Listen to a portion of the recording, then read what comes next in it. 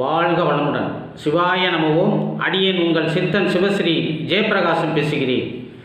7/9/2025 ஆவணி மாதம் 22ஆம் தேதி ஞாயிற்றுக்கிழமை பௌர்ணமி வருது.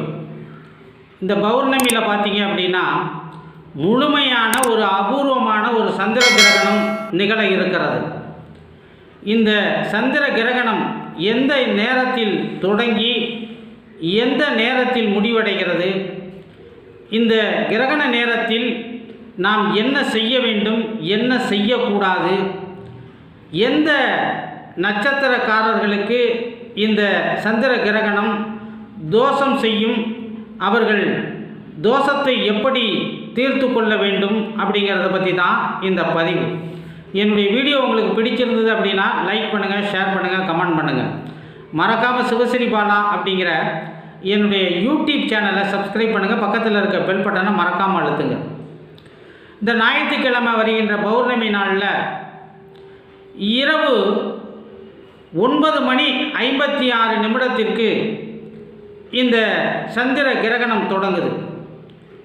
1:26 இந்த சந்திர கிரகணம் முடிவடையுது. அப்போ பார்த்தீங்க அப்படின்னா இந்த சந்திர கிரகணம் இந்தியாவில் முழுசாக தெரியும். அதுவும் பார்த்தீங்க அப்படின்னா முழுமையாக இந்த சந்திரனை மறைச்சி இந்த பூமியே ஒரு இருள் நிலைக்கு போகும் அப்படிங்கிறது பஞ்சாங்கத்தில் சொல்லப்பட்டிருக்கிறது. அப்போ இந்த சந்திர கிரகணம் கிட்டத்தட்ட 3.5 மணி நேரம் இருக்கும்.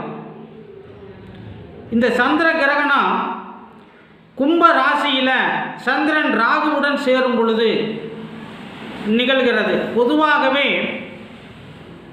ஒரு கிரகண காலம் அப்படின்னா சூரியன் கிரகணமாகட்டும் சந்திர கிரகணமாகட்டும், இந்த ராகு கேது அப்படிங்கிற நிழல் கிரகங்களுடைய பாகையில் நெருங்கி வரும் பொழுது கிரகணம் நிகழும்.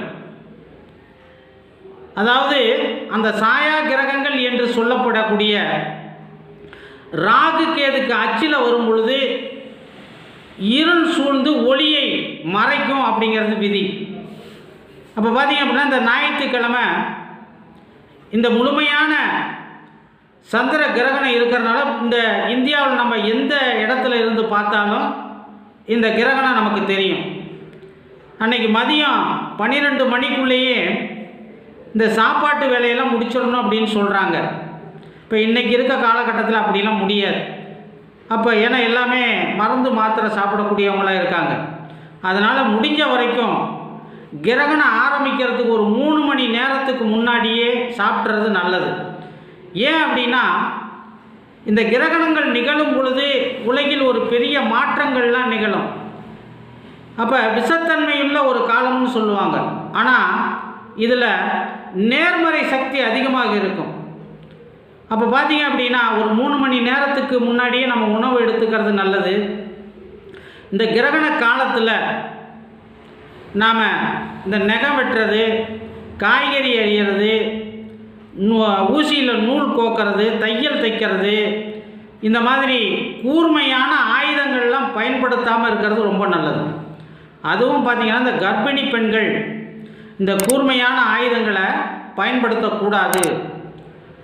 இந்த உணவு நாம் இந்த 3 மணி நேரத்துக்கு முன்னாடி சாப்பிட முடியல அப்படின்னா மிதமான உணவுகள், இந்த பழ உணவுகள்லாம் கூட எடுத்துக்கலாம். முடிஞ்ச வரைக்கும் ஒரு இந்த கிரகணம் ஆரம்பிக்கிறதுக்கு 1 மணி நேரத்துக்கு முன்னாடியாவது ஏதாவது இந்த பழங்கள் இதெல்லாம் சாப்பிட்டுக்கலாம். அதே மாதிரி பார்த்தீங்க அப்படின்னா இந்த கிரகண நேரத்தில் என்ன செய்யலாம் அப்படின்னா தெய்வ வழிபாட்டில் ஈடுபடலாம். தியானம் பண்ணுறது, ஜபம் பண்ணுறது, இந்த மந்திர ஜபம் பண்ணும் பொழுது இந்த கிரகண நேரத்தில் ஒரு மந்திரத்தை நாம் ஜபம் பண்ணணும் அப்படின்னா அது லட்சம் முறை நாம் ஜபம் பண்ண அந்த சக்தியை கொடுக்கும். அப்படின்னா பல மடங்கு சக்தி.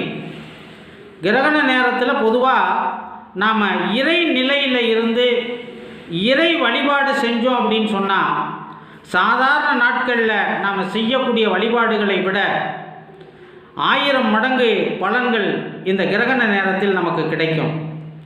அதே மாதிரி இந்த கிரகணம் கும்ப ராசியில் இந்த ராகுவோட இந்த சந்திரன் பூரட்டாதி நட்சத்திரத்தில் இருக்கும் பொழுது இந்த கிரகணம் நிகழ்கிறதால அன்னைக்கு பார்த்தீங்க அப்படின்னா சதயம், பூரட்டாதி, உத்திரட்டாதி, அதே மாதிரி இந்த குருவினுடைய நட்சத்திரமான புனர்பூசம், விசாகம், இந்த 5 நட்சத்திரங்களுக்கும் தோஷத்தை கொடுக்கும்.